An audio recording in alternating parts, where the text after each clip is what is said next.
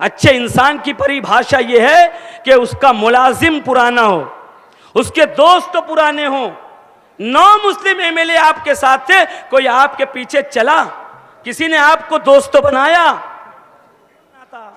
किसी की? तो जब लीडर राह रास्त पर रहेगा, जब तक उसके पीछे चलना कार्य सवाब है। अगर कोई यह समझता होगा कि मैं हजरत के पीछे चलता हूं तो बहुत सवाब का काम कर रहा हूं, तो उसको चाहिए। आज के जलसे के सदर बाले पहलवान साहब, मंच पर मौजूद हमारे मुखलिस और काबिल लीडर और रहनुमा आसिफ शेख रशीद साहब, दीगर जिम्मेदारान और ओहदेदारान, ज़्यादातर स्टेज पर टोपियां ही टोपियां नजर आ रही है, टोपियां ही टोपियां नजर आ रही है। जूम करके भी आप हमारा स्टेज देख सकते हैं।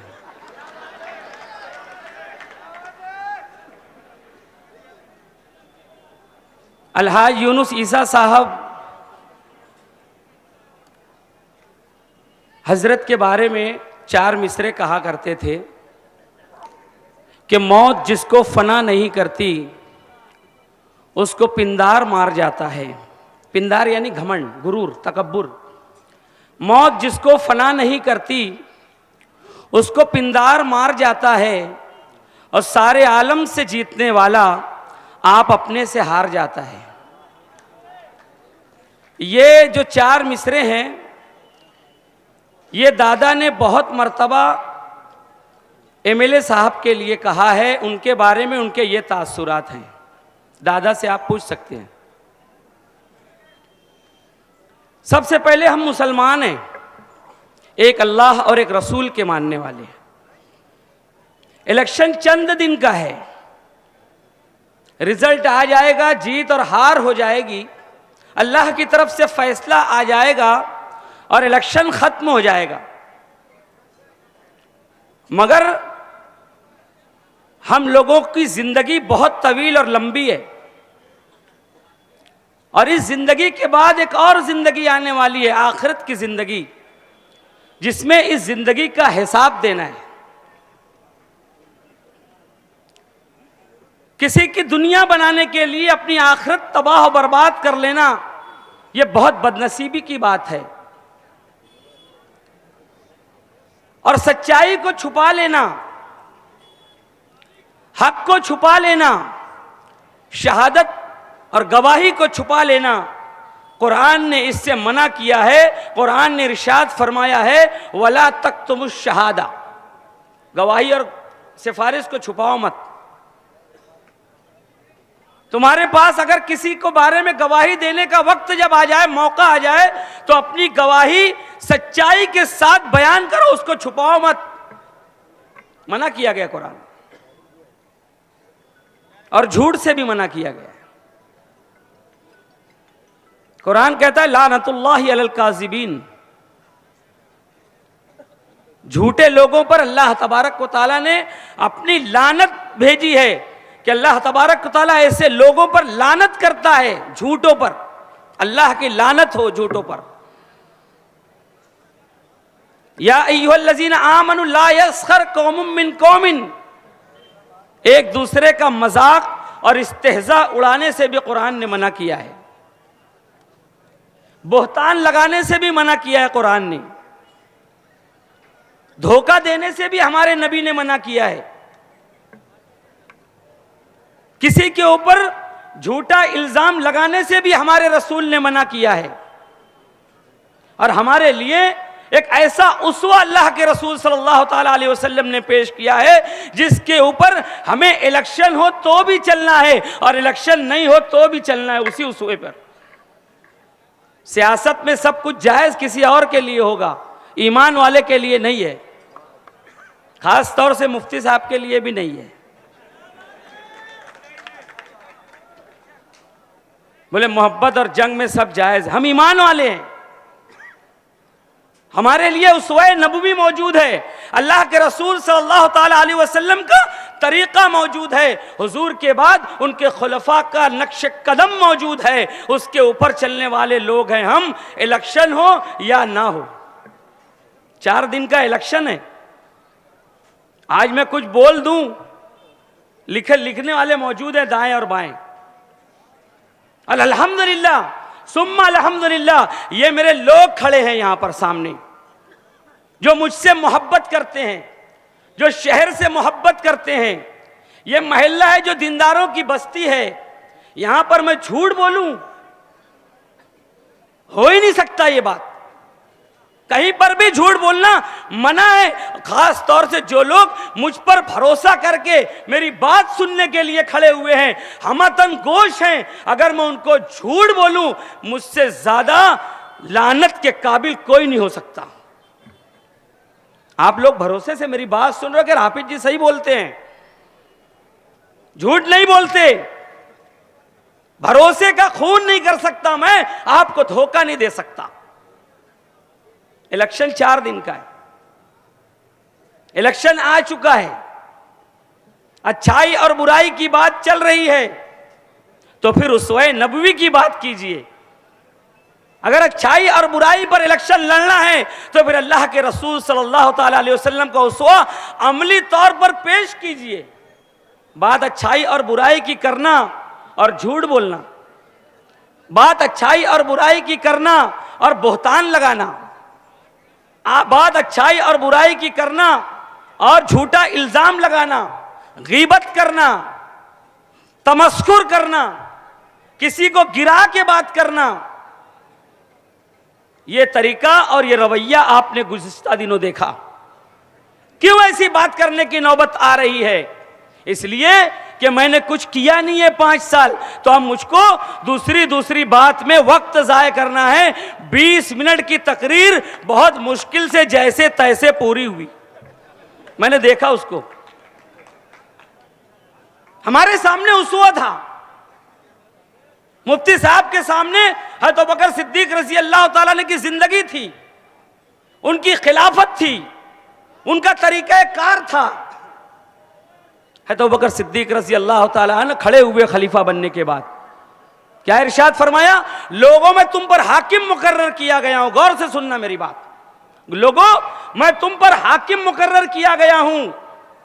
मैं तुम में अफजल होने का मुद्दई नहीं हूं, मैं भी तुम्हारे जैसा एक आम मुसलमान हूं। जबकि उनकी शख्सियत क्या थी? हज़रत अबू बकर सिद्दीक जन्नत में नहीं जाएंगे तो जन्नत हर ईमान वाले तमाम उम्मतियों के लिए उसके दरवाजे बंद रहेंगे जब तक हज़रत अबू बकर सिद्दीक रज़ी अल्लाह ताला अन्हु जन्नत के दरवाजे से दाखिल ना हो जाए। अगर मैं राह रास्त पर चलूंगा, अगर मैं सच्चाई पर चलूंगा लोगों, तो तुम मेरी इताअत करना, और अगर मैं टेढ़ा हो जाऊं, अल्लाह के रसूल के रास्ते से हट जाऊं, तो तुम मुझे सीधा कर देना। कौन कह रहा है? हज़रत अबू बकर सिद्दीक रज़ी अल्लाह ताला अन्हु कह रहे हैं कि अगर मैं टेढ़ा हो जाऊं तो तुम मुझे सीधा कर देना, और जब तक मैं अल्लाह और उसके रसूल के रास्ते पर चलता रहूंगा तुम पर मेरी इताअत लाजिम और वाजिब है, और जब मैं अल्लाह के रसूल की इताअत का बंधन तोड़ दूंगा उसके बाद तुम पर मेरी इताअत लाजिम नहीं है। समझ लो बात। हाकिम अगर सही चल रहा है, लीडर अगर सही चल रहा है, तो उसके पीछे चलना यह बासे सवाब है, और अगर लीडर गलत चल रहा है, अल्लाह और उसके रसूल की इताअत से निकल गया, नाफरमानी में मुब्तला हो गया, अपनी जिम्मेदारियों से भाग गया, तो फिर ऐसे लीडर के पीछे चलना गुनाह है। लिबास कोई भी हो, कपड़े का रंग कैसा भी हो, डिग्री कोई भी हो, शख्सियत कोई भी हो, अगर लीडर अपनी जिम्मेदारी को अदा करने में नाकाम है, अगर वो झूठ का सहारा ले रहा है, अगर वो बोहतान का सहारा ले रहा है, अगर वो अच्छाई और बुराई का सहारा ले रहा है, इसका मतलब 5 साल कोई पढ़ाई नहीं की गई है, अचानक इम्तिहान आ गया तो उसके बाद इम्तिहान में ठोक ठाक किया जा रहा है। कैसा कैसा पर्चे में अजीब अजीब लतीफा बनाते हैं बच्चे। जो बच्चा पढ़ के नहीं जाता ना, अब उसको सर चल रहे हैं तो कुछ ना कुछ लिखना है, वो कुछ भी लिखता। वो बच्चा जो पढ़ाई करके नहीं आया वो इम्तिहान में कुछ भी लिखता, और जब कुछ नहीं आता तो फिर पतंग का फोटो बनाता। अक्सर हुआ होगा बहुत सारे लोगों के साथ। फिर बैठ के पतंग बनाता, बाल्टी बनाता।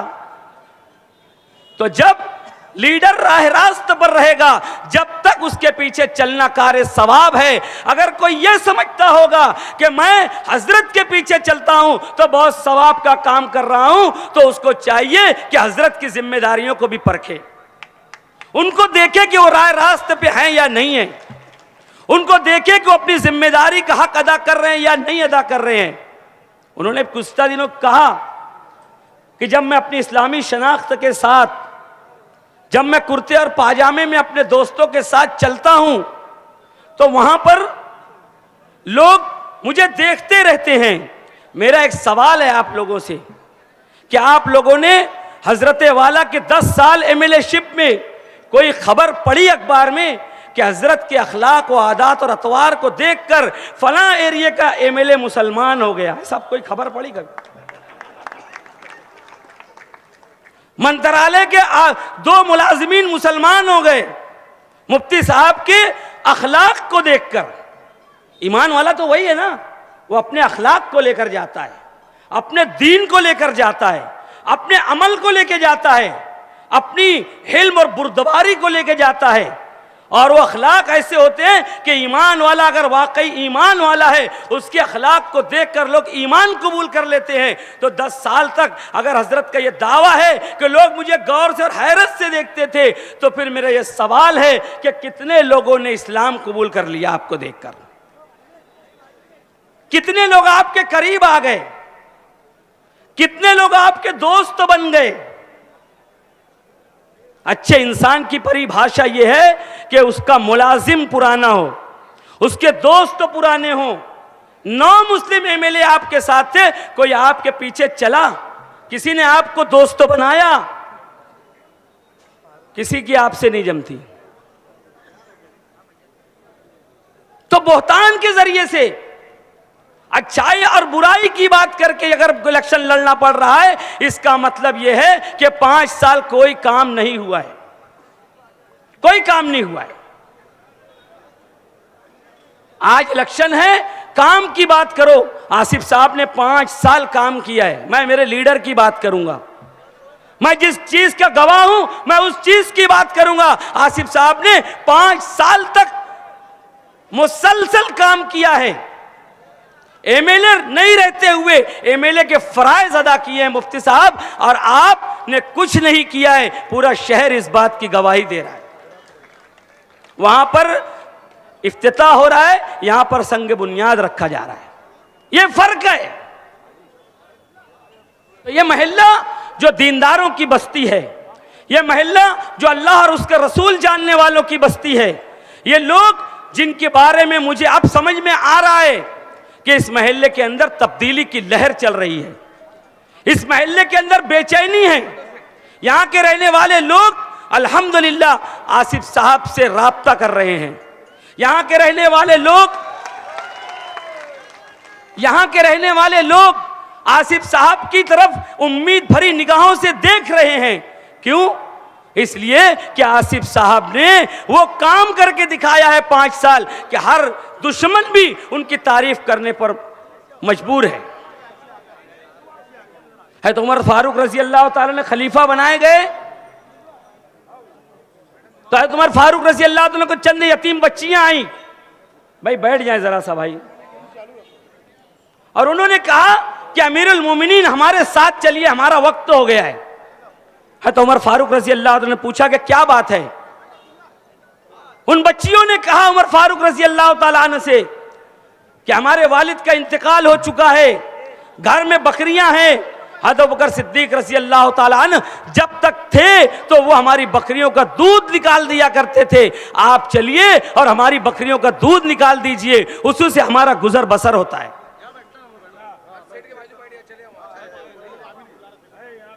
उमर फारूक रजी अल्लाह तो उन बच्चियों के साथ निकले और रो रहे हैं। कोई साहबी मिले, अमीरुल मोमिनीन आप रो रहे हैं, कहने लगे कि अबू बकर सिद्दीक रज़ी अल्लाह ताला अन्हु ने मेरे लिए कितना मुश्किल रास्ता छोड़ा है, आज इन बच्चियों की बकरी का दूध दूने के लिए मैं जा रहा हूं। ये अबू बकर सिद्दीक रज़ी अल्लाह ताला अन्हु का नक्श कदम है। क्या नक्श कदम छोड़ा था उन्होंने। बच्चियां आती थी, बकरी का दूध निकाल दो, बकरी का दूध निकाल दिया करते थे। उमर फारूक रज़ी अल्लाह ताला बैठे हुए हैं अपने जिक्र अस्कार में, एक शख्स आया, ऐ अमीरुल मोमिनीन फला के ऊपर मेरा हक है, आप वो हक दिला दीजिए। दुर्रा रखा हुआ था, लोहे का दुर्रा रखा हुआ था साइड में, उठाया, एक दुर्रा उसको खींच के मार दिया। क्या इरशाद फरमाया, जब मैं इस काम के लिए बैठता हूं, जब नहीं आते, और जब मैं अपने रब की इबादत के लिए मसरूफ हो जाता हूं तो फिर आते हो और कहते हो कि हक दिला दो, जब क्यों नहीं आए। वो आदमी उठा और रोता हुआ चला गया। उसके जाने के बाद मुलाजिम को दौड़ाया, बोले उसको बुला के लाओ। रोने लगे, कहने लगे कि उमर तुझे कुछ नहीं आता था, अल्लाह ताला ने हिदायत दी, तुझे लोगों का खलीफा बनाया, लोगों का अमीर बनाया, और उसके बाद जब कोई आके कहता है कि मेरा हक दिला दो तो तू उसको मारता है। बता अल्लाह तबारक व तआला के यहाँ क्या जवाब देगा। वो शख्स आया, दुर्रा उसके हाथ में दिया और कहा कि तू भी मुझे मारना। उसने कहा मैंने अल्लाह के लिए माफ कर दिया।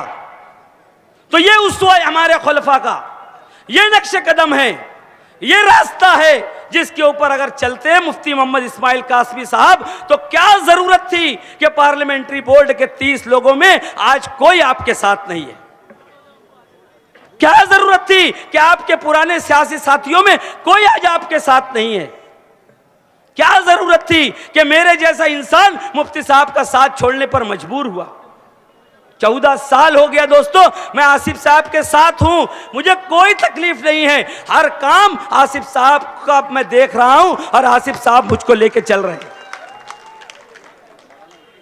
तो दोस्तों, हम अब तमाम लोगों को इस बात पे गौर करना चाहिए, कोई भी तरह की बुराई और अच्छाई की बात सिर्फ और सिर्फ तामीर तरक्की की बात होना चाहिए। बुराई और अच्छाई अल्लाह तबारक व तआला देख रहा है। एजाज उमर साहब ने बता दिया, इशारा दे दिया, मैं उस बात को कहना नहीं चाहता और कहने की जरूरत भी नहीं है। आज अवाम बेदार है, अवाम जागरूक है, अवाम उस बात को देख रही है और तज्जिया कर रही है अवाम कि किसने कितना काम किया है और कौन कौम मिल्लत के लिए मुखलिस है। आसिफ साहब का काम देखना, उर्दू घर देखना, बच्चों को किताबें देखना, 13,000 बच्चों को हर साल किताबें दी आसिफ साहब ने, 100 से ज्यादा कंप्यूटर दिए 5 साल में, उर्दू घर का तोहफा दिया, 10 स्टडी सेंटर बना के दिया, फ्लाईओवर ब्रिज मंजूर करवा के दिया। आसिफ साहब ने यह मुसलसल ऐसा काम किया है जिसकी मिसाल कोई पेश नहीं कर सकता। ऐसा कोई एक काम अगर मुफ्ती साहब ने किया होता तो वो उस काम को बताते। वो तो कह रहे कि 400 करोड़ का फंड मैंने लाया है और 165 करोड़ कौमी शाहरा का और 149 करोड़ तलवाड़ा डैम की पाइपलाइन का। आधे इधर जाओ, आधे उधर जाओ और बाकी मेरे पीछे आओ। पीछे से बोल रहे हैं उनके लोग कि वो जो 100 करोड़ हिसाब में बच रहा है वो 90 करोड़ तो भूसदादा भूसे लेके भाग गया, तो भी हजरत चलते जा रहे हैं 400 करोड़ का झंडा लेकर। नितिन गडकरी का काम यह है, कौमी शाहरा का नितिन गडकरी का वीडियो मौजूद है, साबिक एमपी का वीडियो मौजूद है। वो कह रहा है कि मेरा काम है और मुफ्ती साहब उसको अपना बेटा बता रहे हैं। 149 करोड़ का काम कारपोरेशन का की स्कीम का है, वो उसे अपना फंड बता रहे हैं। तो दोस्तों, ये सब झूठ के पीछे हमें नहीं चलना है। आसिफ साहब के पास एक विजन है, आसिफ साहब के पास एक तस्वुर है, एक कॉन्सेप्ट है पूरे शहर को आगे ले जाने का। आसिफ साहब इंशाअल्लाह आप उन्हें एमएलए बनाइए, अपनी वोटों से चुन कर लाइए। इंशाअल्लाह आसिफ साहब 5 साल ईमानदारी से आपकी खिदमत करेंगे, इसकी मैं गवाही देता हूं और आसिफ साहब की सिफारिश करता हूं। खुदा हाफिज, अस्सलाम वालेकुम।